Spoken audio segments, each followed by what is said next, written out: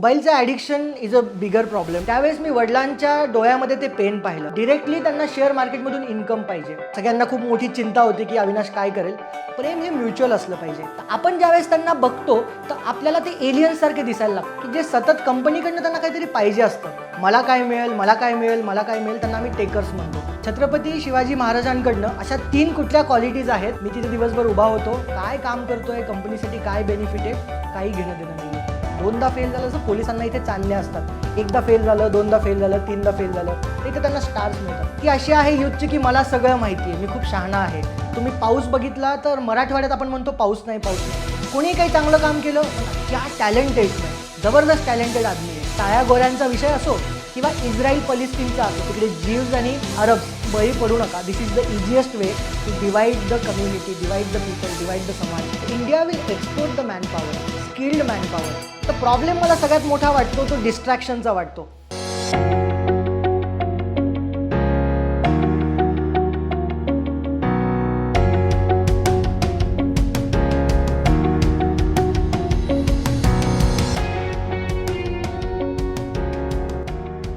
नमस्कार, मी Avinash Bhaskar Chate, motivational speaker, corporate trainer, उद्योजक आणि ऑथर म्हणून काम करतो.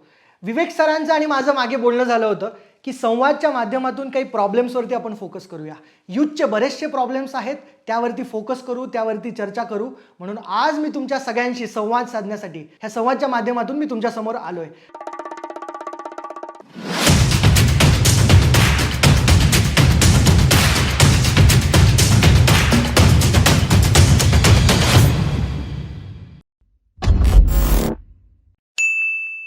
आजचा जो यूथ मला वाटतो तो खूप जास्त डिस्ट्रॅक्टेड मला वाटतो. The reason behind is lot of knowledge is available on internet. म्हणजे आज इंटरनेटवरती एवढं नॉलेज आहे की प्रत्येक स्टुडंट जो आहे तो डिस्ट्रॅक्टेड वाटतो. म्हणजे त्याचं ना एखादा असं रिजिड गोल मला कुठे दिसत नाही. तर प्रॉब्लेम मला सगळ्यात मोठा वाटतो तो डिस्ट्रॅक्शनचा वाटतो.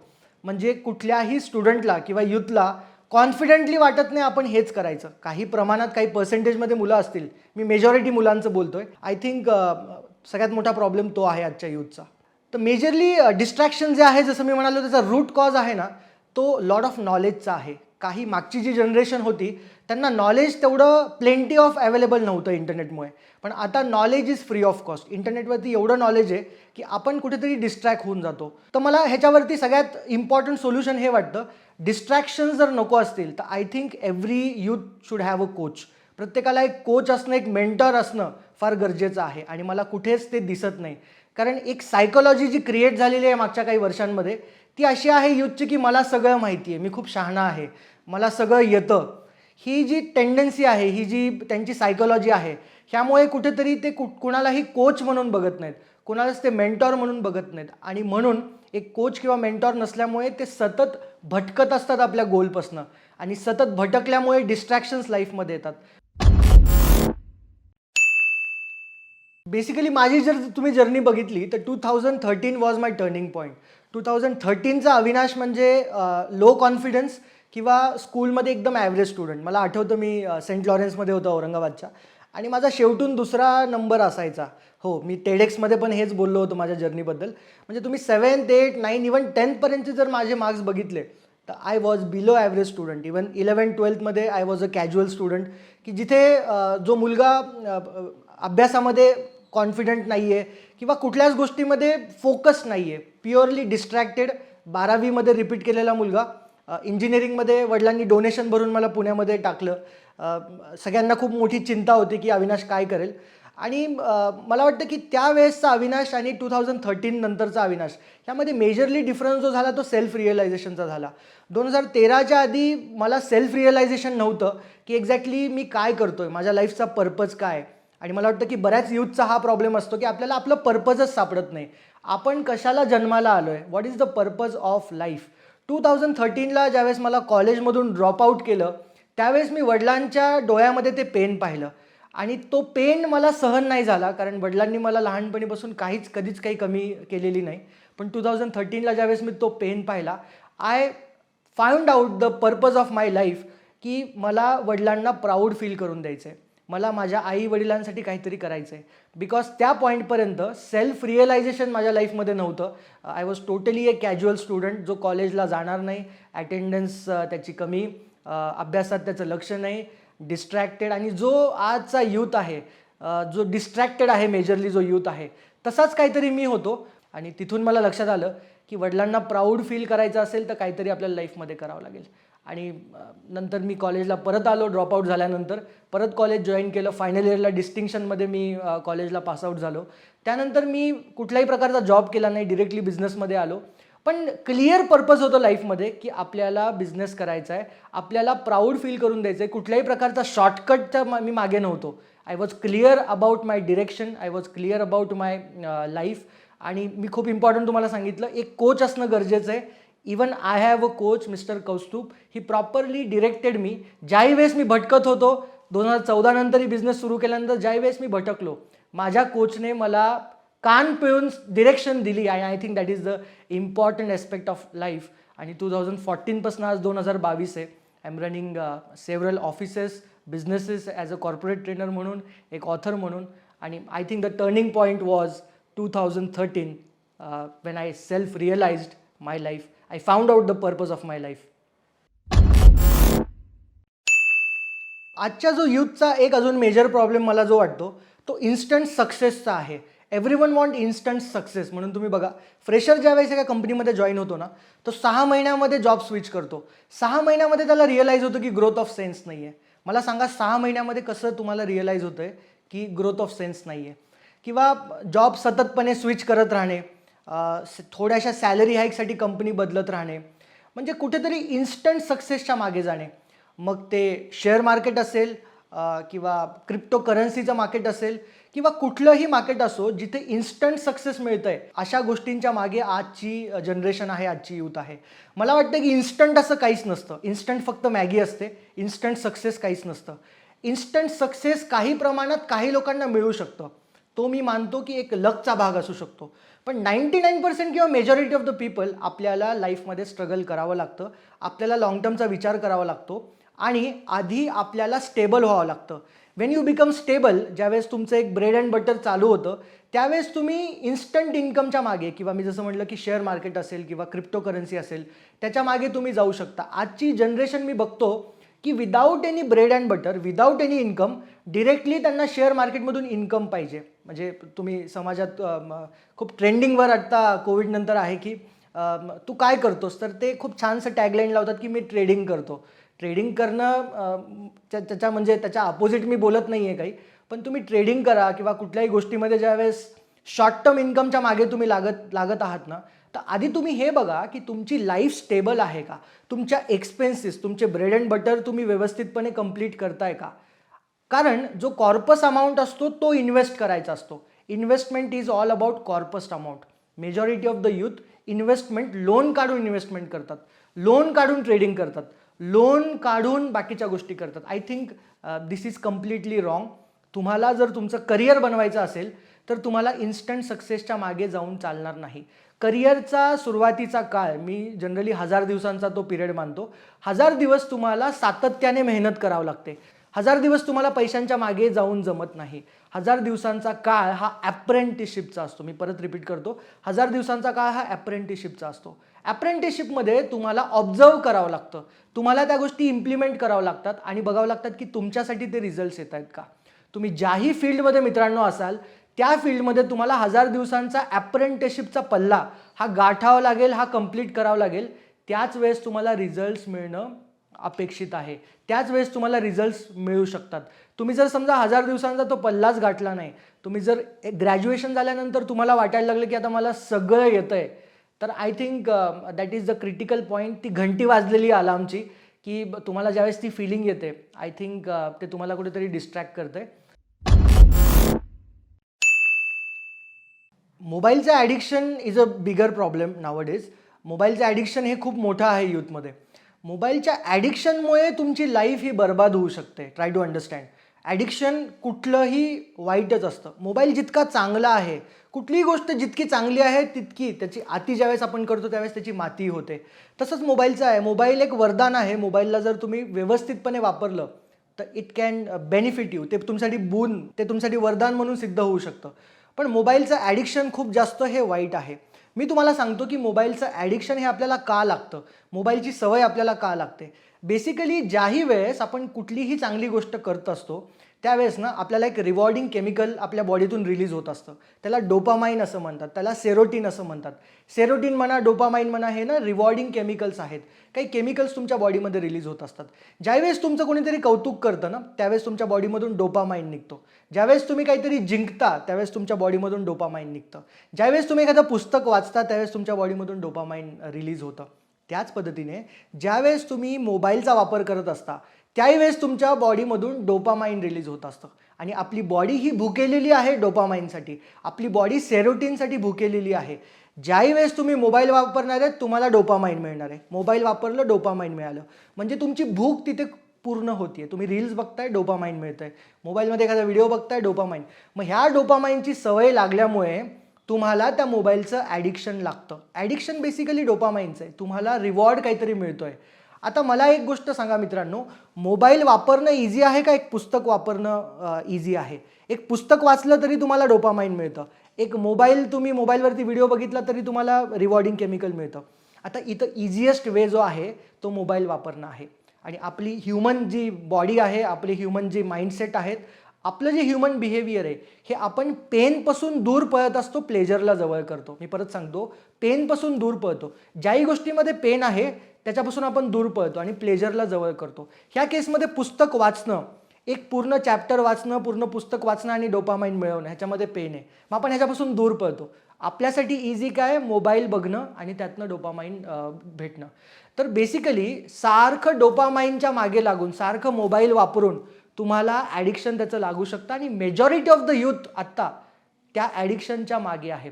सतत मोबाईल वापरल्यामुळे तुमची बुद्धी भ्रष्ट होऊ शकते. हो, मी बरोबर बोलतोय, कारण तुम्हाला त्या गोष्टीची सवय लागणार आहे. म्हणून मी तुम्हाला सांगतो, ज्याही गोष्टींमुळे ना तुम्हाला आत्ता पेन होतंय ना त्या गोष्टींना जवळ करा, कारण ते आत्ता तुमच्यासाठी चांगलं आहे.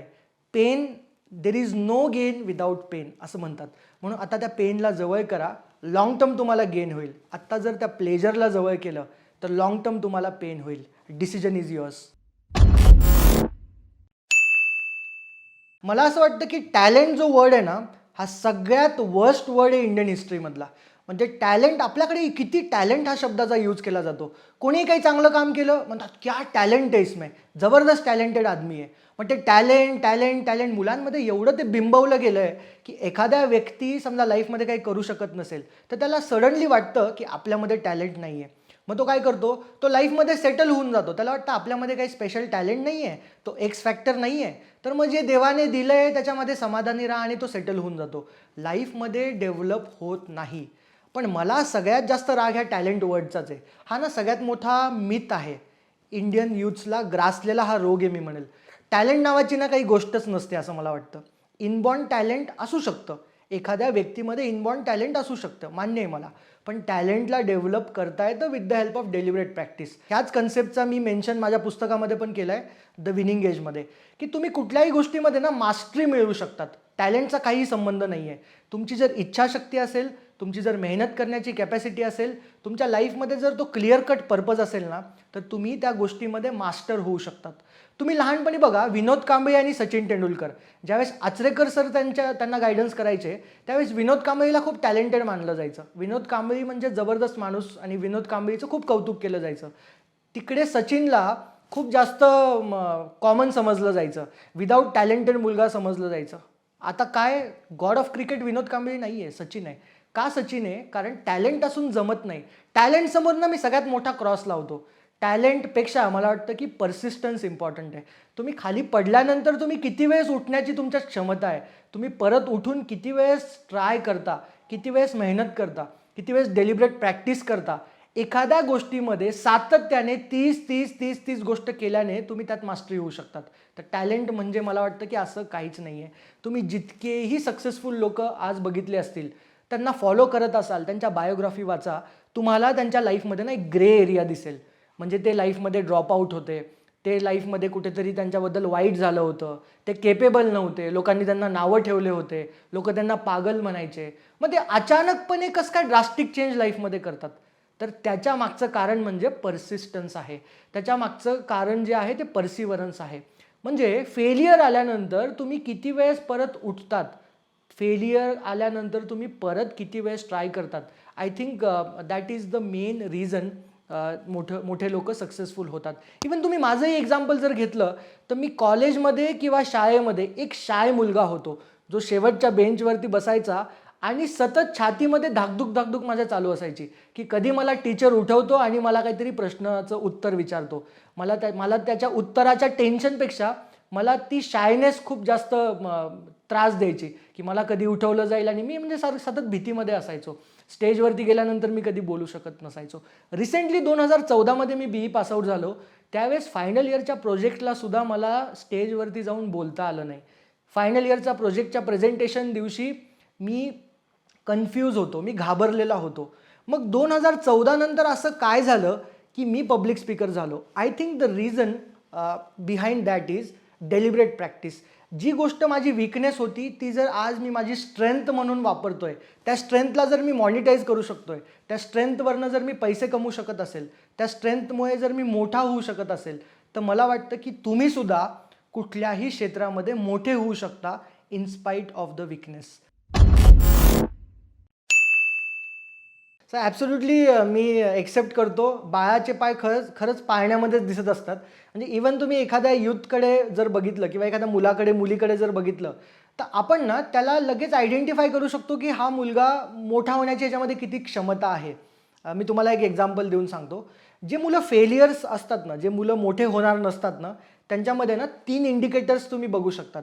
पहिलं, ज्यावेळेस त्यांच्या लाईफमध्ये फेलियर येतं, ज्यावेळेस ते अपयशी ठरतात ना, तर ते 3 गोष्टींना ब्लेम करतात बेसिकली.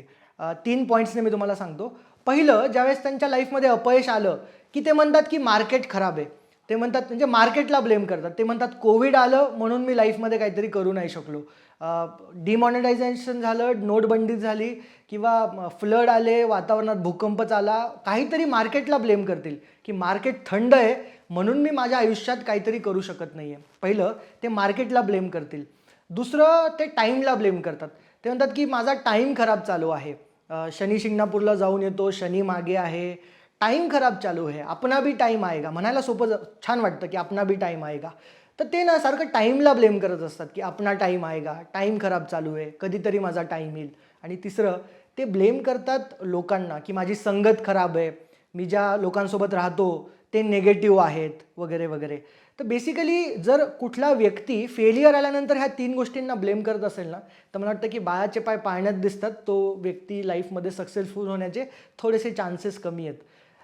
सक्सेसफुल लोक जे होऊ शकतात किंवा ज्यांच्यामध्ये पोटेन्शियल आहे, ज्यावेळेस अपयश येतं ना त्यावेळेस ते स्वतःकडे बघतात. ते म्हणतात there is a room of improvement in my life. माझ्यामध्ये काहीतरी कमी आहे, माझ्यामध्ये काहीतरी एरिया ऑफ इम्प्रूव्हमेंट आहे. मी तुम्हाला एक छानसं एक्झाम्पल देऊन सांगतो. राहुल द्रविडला 1999मध्ये ड्रॉप केलं होतं न्यूझीलंड दौऱ्यामध्ये. राहुल द्रविडला हे सांगून ड्रॉप केलं की तुम्ही टेस्ट मॅच प्लेअर आहात, तुम्ही वन डे प्लेअर नाही आहेत. आपण सगळे 90चे जर तुमच्यापैकी कोणी असेल तर तुम्हाला माहीत असेल, राहुल द्रविड द वॉल म्हणून ओळखलं जायचं. म्हणजे ते खूप स्लो खेळायचे, टुक टुक टुक बॅटिंग करायचे, टुक टुक टुक. राहुल द्रविड म्हणजे आपण एकदम टेन्शनमध्ये यायचो की आता किती बॉल खातो काय माहिती. तर राहुल द्रविडची ना एक इमेज अशी तयार झाली होती की हे टेस्ट मॅचचे प्लेअर आहेत, हे वन डेचे प्लेअर नाही आहेत. म्हणून त्यांना हे सांगून टीममधून ड्रॉप केलं गेलं. राहुल द्रविडला ज्यावेळेस ड्रॉप केलं ना, 1.5 वर्ष राहुल द्रविडने आपल्या रनिंग बिटवीन द विकेट्सवरती काम केलं, आपल्या स्ट्रोक प्लेजवरती त्यांनी काम केलं, आपल्या बॅटिंग स्टाईलवरती काम केलं. आणि 1.5 वर्षामध्ये त्यांनी कमबॅक केला त्यांच्या इंडियन क्रिकेट टीममध्ये. आणि कमबॅक करून त्या सिरीजचे, न्यूझीलंड दौऱ्याचे मॅन ऑफ द सिरीज राहिले वन डेमध्ये. तर ज्यावेळेस त्यांच्या लाईफमध्ये फेलियर आलं ना, तर त्यावेळेस त्यांनी ना मॅनेजमेंटला ब्लेम केलं, ना कॅप्टनला ब्लेम केलं, ना भारताच्या सिलेक्टर्सला ब्लेम केलं, ना मीडियाला ब्लेम केलं. त्यांनी स्वतःवरती ती रिस्पॉन्सिबिलिटी घेतली आणि त्यांनी स्वतःवरती काम केलं. म्हणून ते आज राहुल द्रविड आहेत. तर तुमचा जो प्रश्न होता विवेक सर, की बाळाचे पाय पाळण्यात जेव्हा आपल्याला बघायचे असतील तर एवढंच फक्त नोटीस करा की अपयश आल्यानंतर तो अपयशाला कसं बघतो त्यावरनं मला वाटतं की प्रेडिक्ट करता येतं की तो व्यक्ती लाईफमध्ये किती पुढे जाणार आहे. तुम्ही जो प्रश्न विचारला की फ्रस्ट्रेशनमुळे लोक सुसाईड करतायत किंवा लवकर फ्रस्ट्रेशन येतं आहे, लवकर लोकांना राग येतो आहे, त्याचं मेजर कारण काय? तर हे कारण समजण्यासाठी ना रूट कॉजमध्ये मी तुम्हाला घेऊन जाईल. आपल्या इंडियन हिस्ट्रीमध्ये ना असं कुठेतरी बिंबवलं गेलं आहे आपल्या पॅरेंट्सकडनं, त्यांच्या पॅरेंट्सकडनं किंवा ॲन्सिस्टर्सकडनं. बेसिकली अपयशाकडे बघण्याचा जो दृष्टिकोन आहे ना, तो इंडियन सबकॉन्टिनेंटमध्ये खूप वेगळा आहे. मग ते भारत असेल, पाकिस्तान असेल, बांगलादेश, नेपाळ, आपले जे सबकॉन्टिनेंट आहेत, अखंड भारत ज्याला आपण म्हणतो, तर इथे फेलियरकडे बघण्याचा दृष्टिकोन थोडासा ना चुकीचा आहे. आपण फेलियरला निराशा म्हणून बघतो. आपण फेलियरला एकदम एंड ऑफ द वर्ल्ड म्हणून बघतो. ज्याही वेळेस अपयश येतं ना त्यावेळेस त्या फेलियरला बघण्याचा दृष्टिकोन खूप खराब आहे बेसिकली. समजा मी फेल झालो, मी कॉलेजला असताना फेल झालो तुम्हाला म्हणलो, ज्यावेळेस मी कमबॅक केलं परत एकदा, तर इवन वर्गातले मुलंसुद्धा वेगळं बघतात की हा मुलगा इयर डाऊन झालेला आहे, म्हणजे काहीतरी ह्याने पाप केलं आहे जीवनामध्ये. तर जो बघण्याचा दृष्टिकोन जो समाजाचा आहे फेलियरकडे बघण्याचा, त्यामुळे फेलियरला खूप खराब आपल्याकडे बघितलं जातं. फेलियर म्हणजे अपयश, फेलियर म्हणजे एम्बॅरेसमेंट, आणि म्हणून ह्याचं कनेक्शन पण ना ऑन्टरप्रेनरशिपला लागतं. म्हणून तुम्ही बघा भारतामध्ये ना बिझनेस लवकर लवकर सुरू होत नाहीत, किंवा बिझनेसकडे बघण्याचा जो दृष्टिकोन आहे तो रिस्क म्हणून आहे. म्हणजे खूप इम्पॉर्टंट एक सेंटेन्स होतं मी ज्यावेळेस लग्न करत होतो, तर म्हणे बिझनेसमॅनला लवकर मुली मिळत नाहीत कारण त्यांची लाईफ रिस्की असते, ते जर फेल झाले तर मग काय. तर बेसिकली मला वाटतं की जे कनेक्शन आहे ना ते फेलियरकडे बघण्याच्या दृष्टिकोनातनं आहे. एक सुंदर पिचाईंचा खूप छान इंटरव्ह्यू होता हर्षा भोगले यांनी घेतलेला. त्यामध्ये हर्षा भोगले सुंदर पिचाईला विचारतात. सुंदर पिचाई भारतामध्ये पण राहिलेत आणि US मध्ये पण आता गुगलचे CEO आहेत. तर त्यांना हा प्रश्न विचारला की सर, इंडियामध्ये बिझनेस का सुरू होत नाहीत? US मध्ये इतकं सिलिकॉन व्हॅली म्हणून फेमस आहे, स्टार्टअप्स तिथे सुरू होतात, नवीन नवीन बिझनेस उद्योग सुरू होतात. तर बेसिकली सुंदर पिचाई पण याचा आन्सर खूप छान देतात. ते म्हणतात की इंडियामध्ये, इंडियन सबकॉन्टिनेंटमध्ये आणि US सबकॉन्टिनेंटमध्ये फेलियरकडे बघण्याचा दृष्टिकोनमध्ये जमीन आसमानचा फरक आहे. इंडियामध्ये जिथे फेलियरला embarrassment, end of the world किंवा निगेटिव्हिटी म्हणून बघितलं जातं, तिकडे वेस्टर्न सबकॉन्टिनेंटमध्ये फेलियरला लर्निंग्स म्हणून बघितलं जातं, फेलियरला एक्सपिरियन्स म्हणून बघितलं जातं. म्हणजे समजा एखादा व्यक्ती तिथे फेल झाला आहे तर त्याला एक्सपिरियन्स म्हणून बघितलं जातं. त्याला म्हणतात शाबास, फेल झालास ना तू, आता काहीतरी शिकशील याच्यामधनं. दोनदा फेल झालं असं पोलिसांना इथे चांदण्या असतात. एकदा फेल झालं, दोनदा फेल झालं, तीनदा फेल झालं तर इथे त्यांना स्टार्स मिळतात.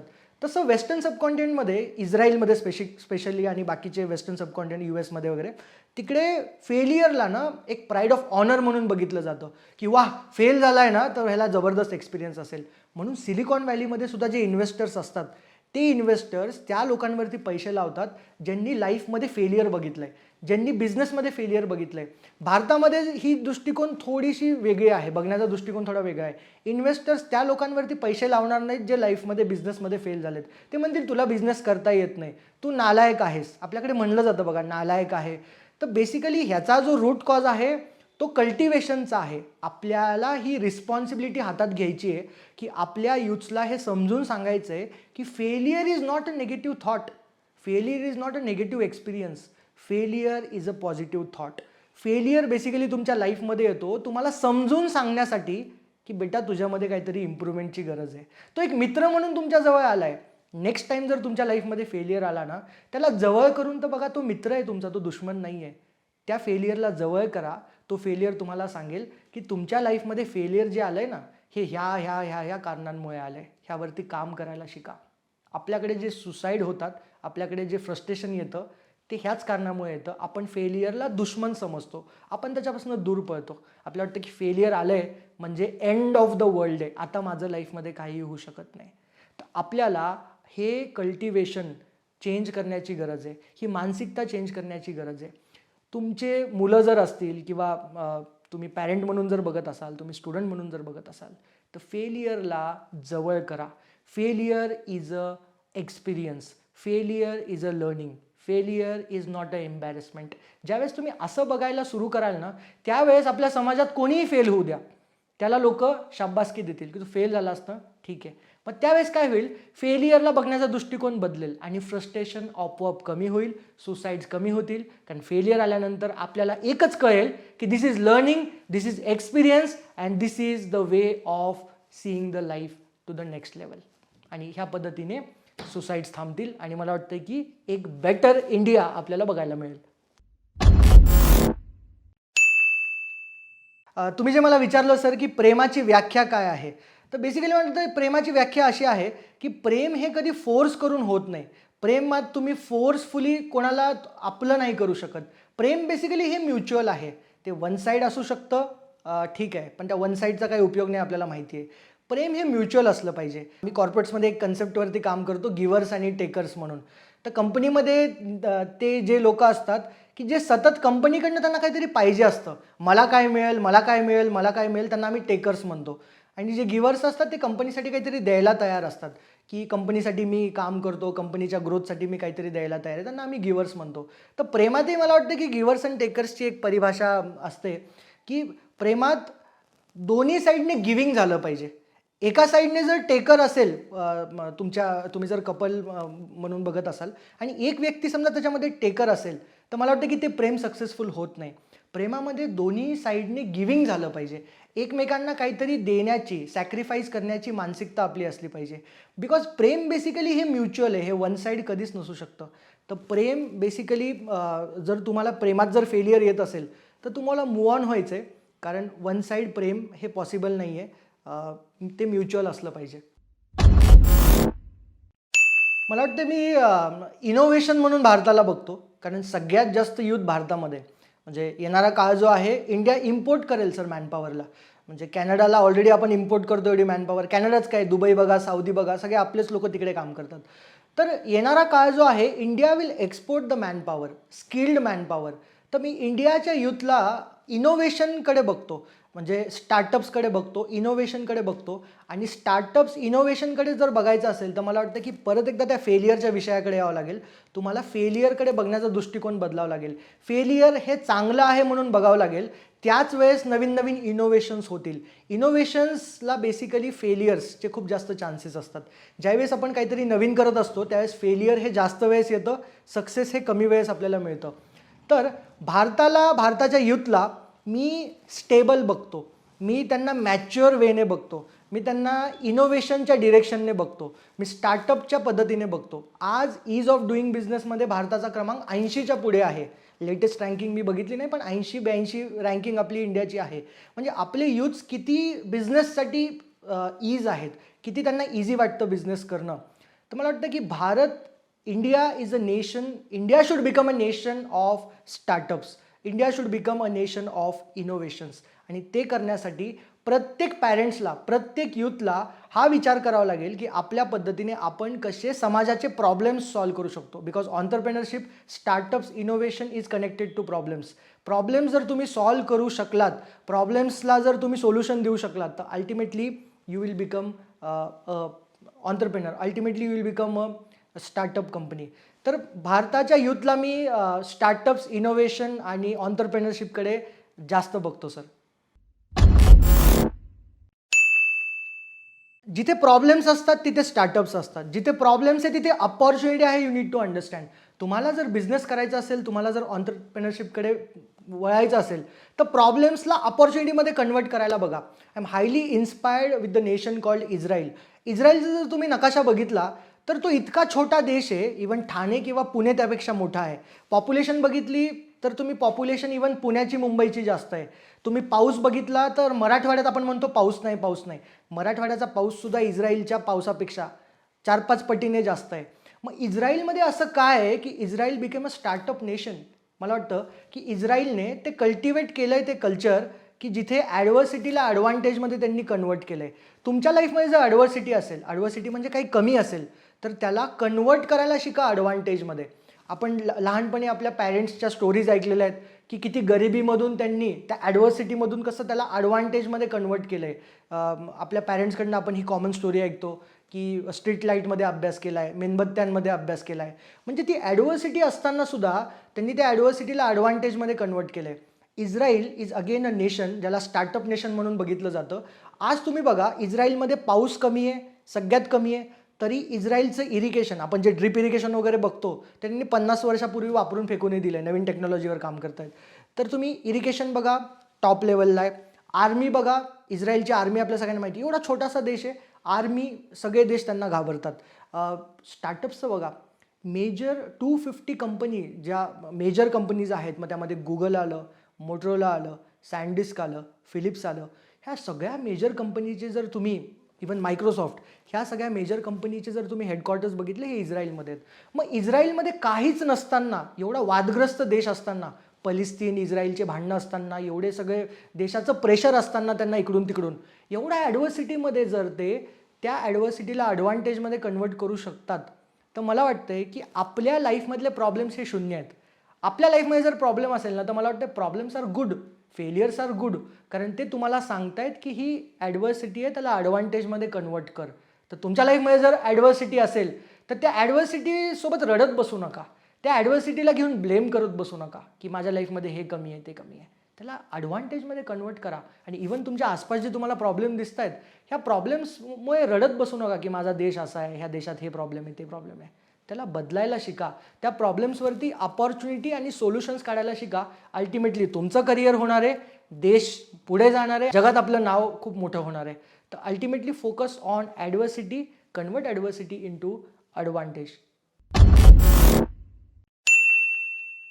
सर, तुम्ही खूप छान प्रश्न विचारलात की धार्मिक कट्टरता जी यूथमध्ये आता वाढत चालली आहे, मग ते हिंदू असतील, मुस्लिम असतील, कुठल्याही वर्गाचे लोक असतील, कास्टवाले असतील, रिलिजनवाले असतील, ते सगळे आपल्या आपल्या धर्मांना, आपल्या आपल्या कास्टला घेऊन ते पुढे चाललेत आणि ती कट्टरता वाढत चालली. बेसिकली तुमचा हा प्रश्न होता की ह्याचं बेसिकली सोल्युशन काय आणि ते यूथसाठी किती चांगलं आणि किती वाईट आहे. चांगलं मध्ये मी येणार नाही, पण त्याचे निगेटिव्ह फ्लॉज मी तुम्हाला सांगतो की काय काय त्याच्यामध्ये निगेटिव्ह होऊ शकतं.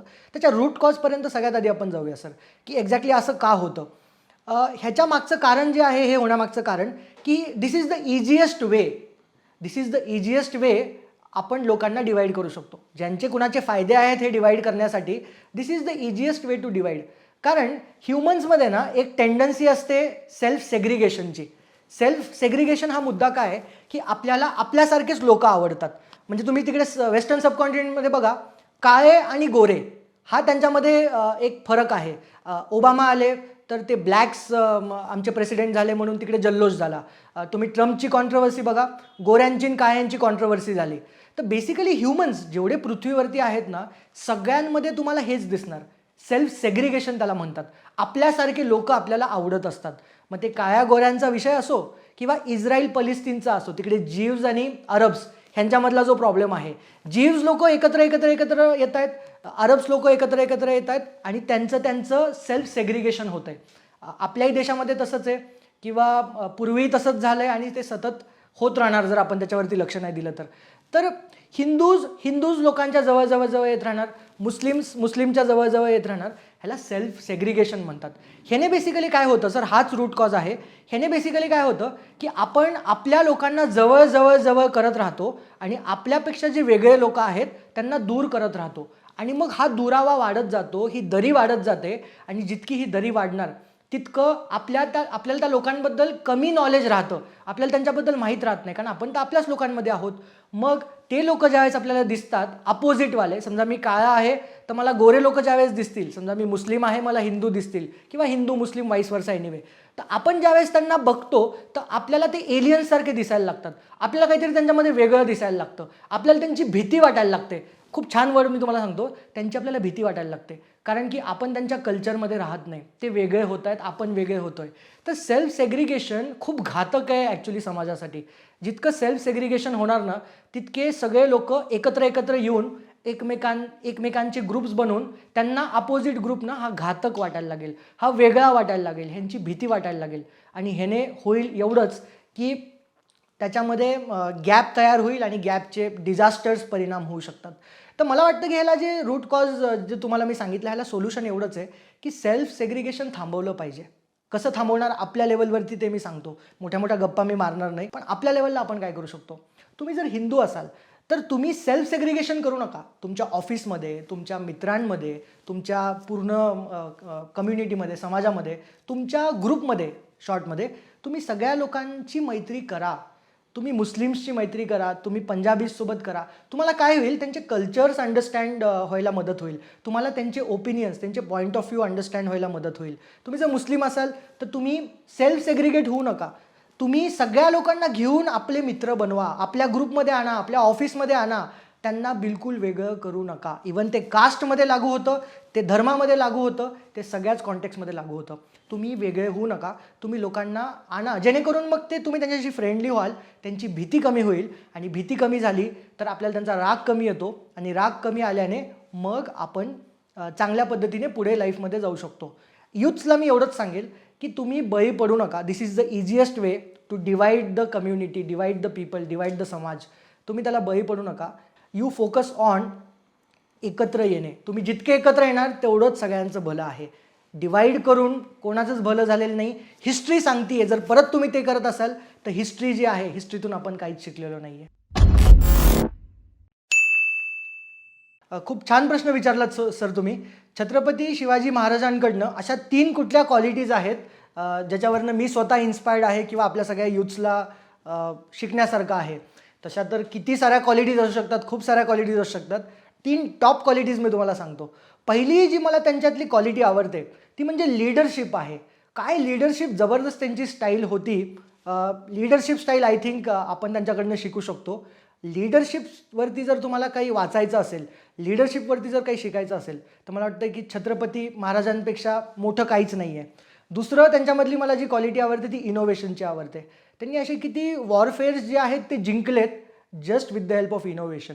म्हणजे किती कमी रिसोर्सेसमध्ये सुद्धा कसं जिंकायचं, कमी रिसोर्सेसमध्ये सुद्धा कसं जिंकायचं हे मी त्यांच्याकडनं शिकलो आहे. That is second, innovation. आणि थर्ड, सगळ्यांना घेऊन चालणे. ही क्वालिटी मला त्यांच्यातली खूप जास्त आवडते. मग ते कुठल्याही रिलिजनचे असो, कुठल्याही कास्टचे असो, सगळे लोक त्यांच्या टीममध्ये असायचे. I think that is the third quality जी मला त्यांच्यामधली आवडते. सर तुम्ही जो मला प्रश्न विचारला, जॉब रिलेटेड विचारला. आजकालच्या यूथची ही मानसिकता झाली आहे 8 तासाचं काम करायचं फक्त, म्हणजे फक्त पाट्या टाकायच्या, म्हणजे फक्त अटेंडन्स लावायची आणि यायचं. त्याच्यामध्ये मी काय काम करतो म्हणजे एकदमच जायचं, मी तिथे दिवसभर उभा होतो, काय काम करतोय, कंपनीसाठी काय बेनिफिट आहे, काही घेणं देणं नाही आहे. मला वाटतं की this is the biggest problem जर अशी मानसिकता असेल तर. कारण तुम्ही त्या फर्स्ट जॉबमध्ये, सेकंड जॉबमध्ये किंवा जो कुठला तुम्ही जॉब करताय त्यामध्ये जर तुम्ही हिरो होऊ शकत नाही आहे, ज्याने तुम्हाला जॉब दिला आहे त्याच्यासमोर जर तुम्ही हिरो होऊ शकत नाही आहे तर तुम्ही लाईफमध्ये करणार काय? तुम्ही लाईफमध्ये कुठेच सक्सेसफुल होऊ शकत नाही. तुम्ही लाईफमध्ये जर त्या फर्स्ट जॉबमध्ये किंवा त्या एक्झिस्टिंग जॉबमध्ये जर स्टार होऊ शकतात, जर तुम्ही मोठे होऊ शकतात, तर मला वाटतं की लाईफमध्ये तुम्ही काहीही करू शकतात. तर तिथे राहून ते स्वप्न बघणं, फालतूच्या गप्पा मारणं की स्पेसिफिकली हा जॉब मी टाईमपास म्हणून करतोय, हे बोलणं सोडून द्या. जो जॉब आहे त्याला सिन्सिअरली करा.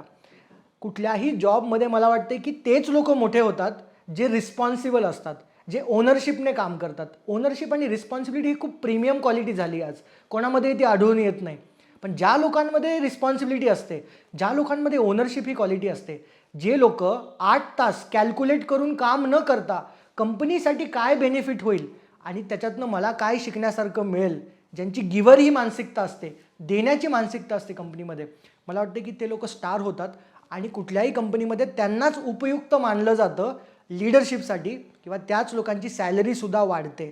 जर तुम्हाला तुमच्या जॉबमध्ये जर मोठं व्हायचं असेल, जॉबमध्ये प्रमोशन, सॅलरी तुम्ही जर अपेक्षा करत असाल की सॅलरी वाढावी वगैरे, तर ह्या छोट्या छोट्या ॲक्ट्समुळे तुमची सॅलरी वाढणार नाही आहे. तुम्ही पहिल्यांदा गिव्हिंगचा ॲटिट्यूड ठेवा की तुम्हाला किती जास्त देता येते त्या जॉबसाठी, किती त्या जॉबसाठी तुम्हाला काय काय करता येते आणि ते केल्यानंतर ऑटोमॅटिकली सगळ्या गोष्टी तुमच्या होणार आहेत. मला वाटतं की 3 फॅक्टर्स असतात इम्पॉर्टंट. एक तुमची प्रोडक्टिव्हिटी असते, एक रिलेशनशिप असतं आणि एक इमोशनल मॅनेजमेंट असतं कुठल्याही जॉबमध्ये सक्सेसफुल होण्यासाठी. पहिलं प्रोडक्टिव्हिटी म्हणजे तुम्ही त्या 8 तासामध्ये किती प्रोडक्टिव्ह काम करता. नुसतेच 8 तास येऊन जातात का प्रोडक्टिव्हली काम करतात, ते इम्पॉर्टंट आहे. दुसरं तुमचं रिलेशनशिप तुमच्या बॉससोबतचं, तुमच्या कलिगसोबतचं, तुमच्या सबऑर्डिनेटसोबतचं, तुमच्या कस्टमरसोबतचं तुम्ही किती छान मेंटेन करतात, ते इम्पॉर्टंट आहे. आणि तिसरं, तुम्ही इमोशनली किती अवेअर आहात. तुमचा रागावरती कंट्रोल आहे का, तुमचं फ्रस्ट्रेशनवरती तुमचं मॅनेजमेंट आहे का, ओव्हरऑल तुम्ही इमोशनली किती मॅनेजमेंट करू शकता स्वतःच्या पर्सनॅलिटीचे. हे 3 फॅक्टर्स मला वाटते की ठरवतात जॉबमध्ये तुम्ही किती सक्सेसफुल होणार आहेत. आणि जो व्यक्ती जॉबमध्ये सक्सेसफुल होतो तो कुठेही सक्सेसफुल होऊ शकतो.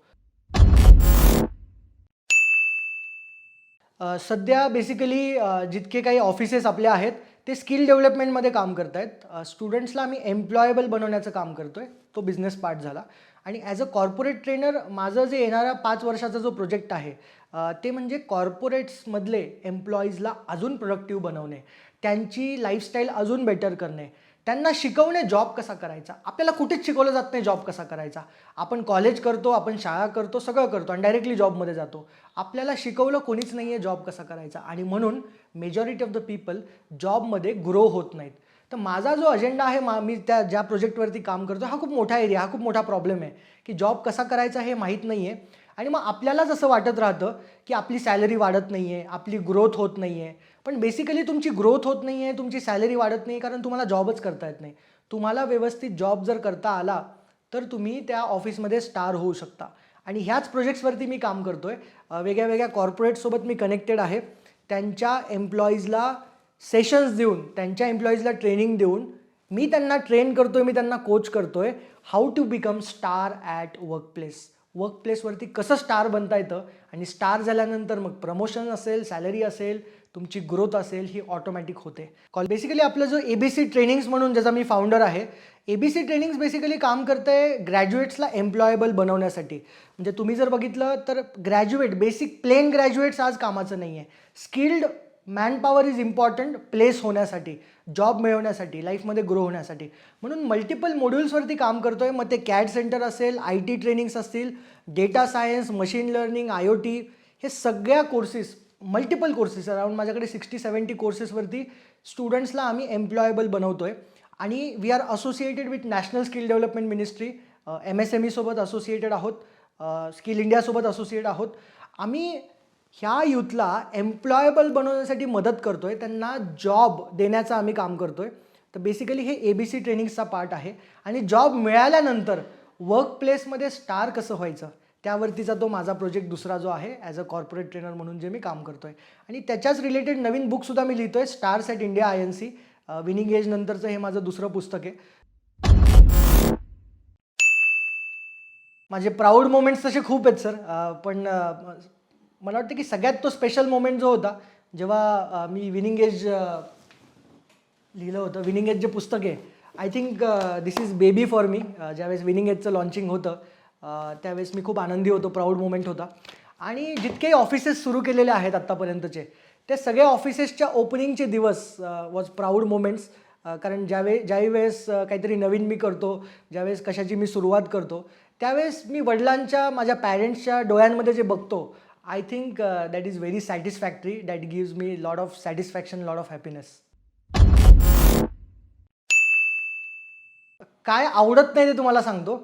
मला ना ते लोक आवडत नाहीत जे फेलियरचं ना सारखं ब्लेम करत असतात, ब्लेम गेममध्ये बिझी आहेत, जे पास्टमध्ये जगतायत, जुनं पुराणं काढून रडत बसलेत आणि ज्यांच्या लाईफमध्ये पर्पज नाही आहे, त्यांच्या लाईफचा काही उद्दिष्ट नाही आहे, गॉसिपिंग करण्यामध्ये बिझी आहेत, लोकांबद्दल डिस्कशन करण्यामध्ये व्यस्त आहेत, कोण काय म्हणालं याच्यावरती डिस्कशन. मला अशा लोकांना बिलकुलच आवडत नाहीत. मला इतका राग येतो ना अशा लोकांचा की ज्यांच्या लाईफमध्ये काही ध्येयच नाही आहे. मला फार चिडचिड होते. आणि काय आवडतं लोकांमधलं, मला ना ते लोक खूप आवडतात जे लाईफमध्ये एक पर्पज घेऊन चाललेत, जे फोकसने काम करतात, ज्यांना काही फरक पडत नाही दुनिया काय म्हणते, ज्यांना काही फरक पडत नाही पास्ट टेन्सबद्दल. म्हणजे जे हमेशा बिझी आहेत आपल्या कामामध्ये, फोकसने काम करतायत, जे डिस्ट्रॅक्ट होत नाहीत, एक काम घेतल्यानंतर त्याला संपवतात, असे लोक, सिन्सिअर लोक, हार्डवर्किंग लोक, पर्पजवाले लोक खूप आवडतात मला. आणि ऑफिसमध्ये पण मी काही स्पेशल मेन्शन्स करू इच्छितो. माझ्या ऑफिसमध्ये प्रतीक्षा खूप इन्स्पायर आहे मी प्रतीक्षाकडनं. प्रतीक्षा CPO आहे कंपनीची, चीफ पीपल ऑफिसर. तिच्यामध्ये ती खूप पर्पज ड्रिवन ती पोरगी आहे, तर ती खूप इन्स्पायर करते मला. श्रीमंत आहे, श्रीमंत नागरगोजे. अविनाश साखरे आहेत. हे लोक मला त्याचमुळे आवडतात कारण हे कधीच डिस्ट्रॅक्ट होत नाहीत, ते एका पर्पजने चाललेत, माझ्यासोबत आहेत आणि आय एम व्हेरी ब्लेस्ड. ह्या गोष्टी मला फार आवडतात लोकांमधल्या. जे MPSC UPSC करतायत ना त्यांच्या ड्रीम्ससाठी सॅल्यूट करतो मी, कारण ते एका उद्दिष्टाने पुढे चाललेत, क्लासेस लावतात, अभ्यास करतात. पण मेजॉरिटी ऑफ द पीपल, काहीच लोक सिलेक्ट होतात आणि मेजॉरिटी ऑफ द लोक ते परत एकदा समाजात येतात ज्यांना परत जॉब सर्च करायचे असतात. तर तुम्ही जर MPSC किंवा UPSC करत असाल ना, एक माझी छोटीशी रिक्वेस्ट आहे, तुम्ही नक्कीच प्रायोरिटी नंबर 1 MPSC UPSCला ठेवा. पण तुम्ही ह्याचं पण कॅल्क्युलेशन करा की प्रोबॅबिलिटी किती आहे आपल्याला तो गव्हर्नमेंट जॉब मिळण्याची. प्रत्येक मुलगा किंवा मुलगी गव्हर्नमेंट जॉबमध्ये लागू शकत नाही, ही रियालिटी आहे. तुम्ही रियालिटीला सबमिटच होत नाही, रियालिटी एक्सेप्टच करत नाही, हवेमध्ये जगतात. तुम्हाला वाटतं की पॉसिबिलिटी आहे, आय कॅन अंडरस्टँड ड्रीम्स बघणे सगळं, पण कुठेतरी रियालिटीला चिटकून राहायला पाहिजे. There should be always a plan B. MPSC UPSC करा, पण प्लॅन बी म्हणजे तुमच्यामधले स्किल्स डेव्हलप करा.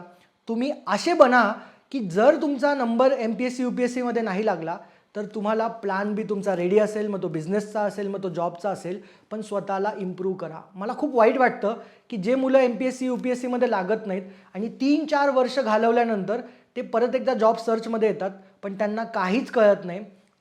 इतके सारे डिस्ट्रॅक्शन्स असतात समोर, त्यांना काहीच समजत नाही एक्झॅक्टली काय करायचं, कारण त्यांनी व्यवस्थित प्लॅनिंग केलेली नसते की समजा हे नाही झालं तर आपण काय करायचं. नुसतंच MPSC UPSC नाही, पण प्रत्येक करिअरमध्ये प्रत्येक ठिकाणी प्लॅन बी असणं फार गरजेचं आहे की समजा वर्कआउट जर प्लॅन ए नाही झाला तर प्लॅन बी काय असला पाहिजे माझा. तुम्ही जर चेस खेळत असाल तर बघा, चेसमध्ये जर तुम्हाला जिंकायचं असेल तर आपल्याला बॅकअप्स ठेवणं फार गरजेचं आहे. एखादं आपलं घोडा किंवा आपला हत्ती तो जाऊ नये, मरू नये म्हणून त्याला आपण बॅकअप्स ठेवत असतो. त्याच पद्धतीने आपल्या करिअरला फुल स्टॉप लागू नये म्हणून बॅकअप्स ठेवणं फार गरजेचं आहे. जर बॅकअप्स नसाल ठेवत तर प्लीज बॅकअप्स ठेवा. स्किल डेव्हलप करा वेगळ्या वेगळ्या, जेणेकरून समजा करिअरचा एक ऑप्शन जर वर्कआउट नाही झाला तर ॲटलिस्ट दुसरा आपल्याकडे रेडी राहील आणि आपण दुसऱ्याने लाईफमध्ये पुढे जाऊ शकू.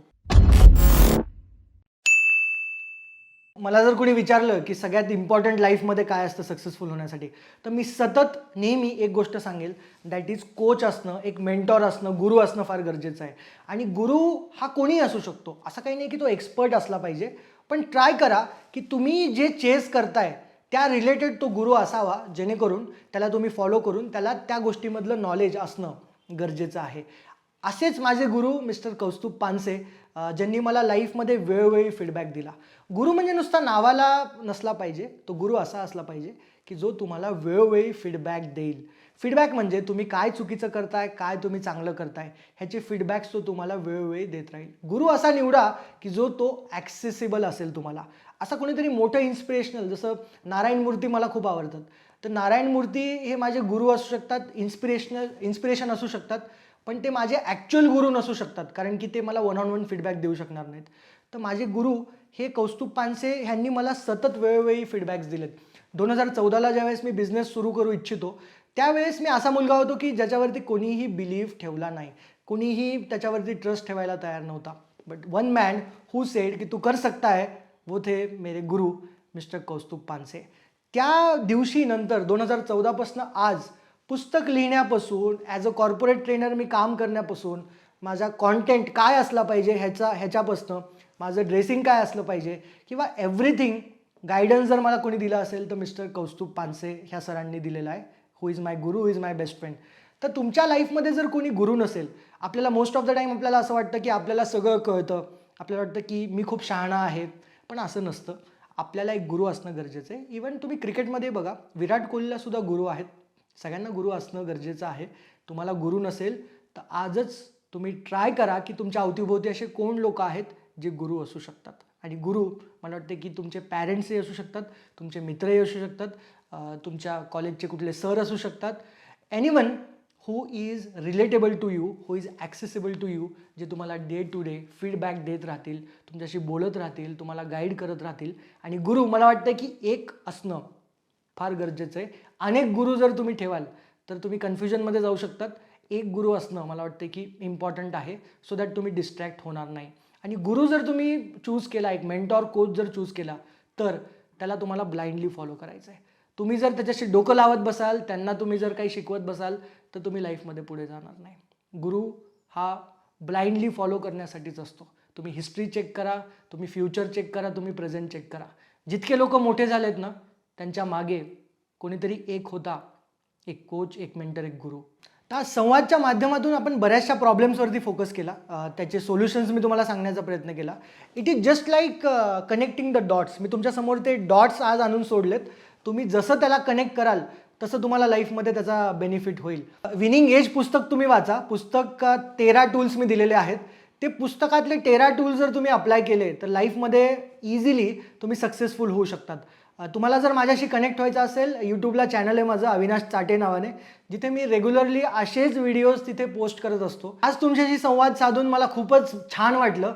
मी एकदम पूर्ण माझ्या पास्टमध्ये निघून गेलो. मला वाटलं की ज्यावेळेस मी कॉलेजला होतो त्यावेळेस मी कुठेतरी असा डिस्ट्रॅक्टेड होतो.